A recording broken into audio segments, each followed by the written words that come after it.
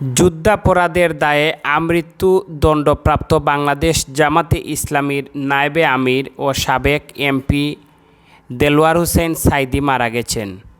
অদ্য সোমবার 14 আগস্ট রাতে ঢাকার বঙ্গবন্ধু শেখ মুজিবুর রহমান মেডিকেল কলেজ হাসপাতালে পুলিশের হেফাজতে চিকিৎসাধীন অবস্থায় তিনি মারা যান। গতকাল 13 আগস্ট রোববার বিকালে তিনি কারাগারের ভেতরে বুকের ব্যথায় অসুস্থ হয়ে পড়েন। সেখান থেকে রাতেই তাকে জরুরি অবস্থায় ঢাকায় হস্তান্তর করা হয়। কাশিমপুর কারা কর্তৃপক্ষ সূত্রে জানা যায়, দীর্ঘদিন ধরেই কেন্দ্রীয় কারাগারে বন্দী আছেন। সেখানে থাকা অবস্থায় রোববার বিকাল 5টার দিকে তিনি বুকের ব্যথায় অসুস্থ হয়ে পড়েন। পরে কারা কর্তৃপক্ষ তাকে দ্রুত কারাগারের অ্যাম্বুলেন্স দিয়ে গাজীপুর শহীদ তাজউদ্দিন আহমদ মেডিকেল কলেজ হাসপাতালে নিয়ে যান।